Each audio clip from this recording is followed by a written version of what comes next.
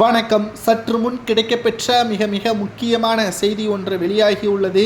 அதிமுகவின் தொண்டர்கள் பெரிதளவில் எதிர்பார்க்கக்கூடிய செயற்குழு கூட்டம் வருகின்ற டிசம்பர் 15ஆம் தேதி நடைபெற உள்ள நிலையில் இதில் ஓபிஎஸ் அவர்கள் பங்கேற்க வேண்டும் அல்லது எடப்பாடி அதிமுகவில் இருந்து நீக்க வேண்டும் செயற்குழு கூட்டத்திற்கு பிறகு என்ற தகவல்கள் சமூக வலைதளங்களில் அதிமுகவின் அடிப்படை தொண்டர்கள் தங்களது கருத்துக்களை இணையதளங்களில் பதிவு செய்து வருகிறார்கள்.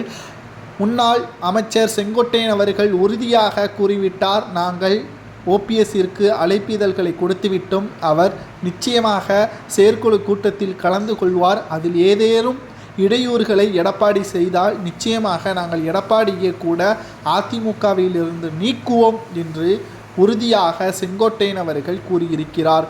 இதற்கு மிக முக்கியமான காரணம் தமிழகத்தில் திமுகவின் ஆட்சி மிக மோசமாக மக்களிடம் அவப்பெயரை பெற்று வருகிறது. இதை சரியான நேரத்தில் சரியாக பயன்படுத்தக்கூடிய வகையில் அதிமுக செயல்பட வேண்டும்.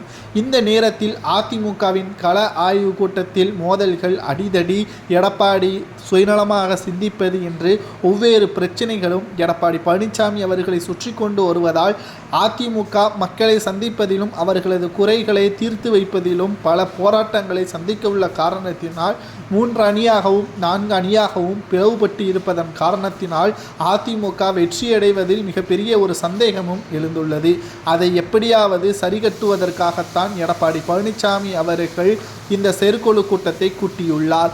ஆனால் முன்னாள் அமைச்சர்கள் பெரும்பாலானோர் ஓபிஎஸ் அவர்களும் வைத்திலிங்கமும் மனோஜ் பாண்டியனும் இந்த செயற்குழு கூட்டத்தில் கலந்து கொள்ள வேண்டும் என்று கூறியிருக்கிறார்கள். இதற்கு சம்மதம் தெரிவிக்காத வகையில் எடப்பாடி பழனிசாமி அவர்களை நாங்கள் கட்சியிலிருந்து நீக்குவோம், ஓபிஎஸ் அவர்களை அதிமுகவில் இணைத்து கொள்வோம் என்று தனது ஆதரவாளர்களுடன் செங்கோட்டையன் அவர்கள் பேசியுள்ளதாக தகவல்களும் கிடைக்கப்பெற்றுள்ளது.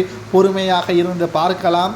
ஓபிஎஸ் அவர்கள் அதிமுகவின் செயற்குழு கூட்டத்தில் ராஜ மரியாதையுடன் வருகிறாரா அல்லது செங்கோட்டையன் அவர்கள் கூறுவது போல் ஓபிஎஸ் அவர்களை தடுத்து நிறுத்துவதற்கு எடப்பாடி திட்டம் போட்டால் எடப்பாடியை கட்சியிலிருந்து நீக்குகிறாரா? பொதுச் செயலாளராக இருக்கக்கூடிய எடப்பாடியே எப்படி கட்சியிலிருந்து நீக்க முடியும் என்று பார்க்குமேயானால் ஒட்டுமொத்த முன்னாள் அமைச்சர்களின் ஆதரவோடு அது சாத்தியம் என்று வழக்கறிஞர்கள் தெரிவித்திருக்கிறார்கள். பொறுமையாக இருந்து பார்க்கலாம். இன்னும் 1.5 ஆண்டுகள் தான் இருக்கிறது.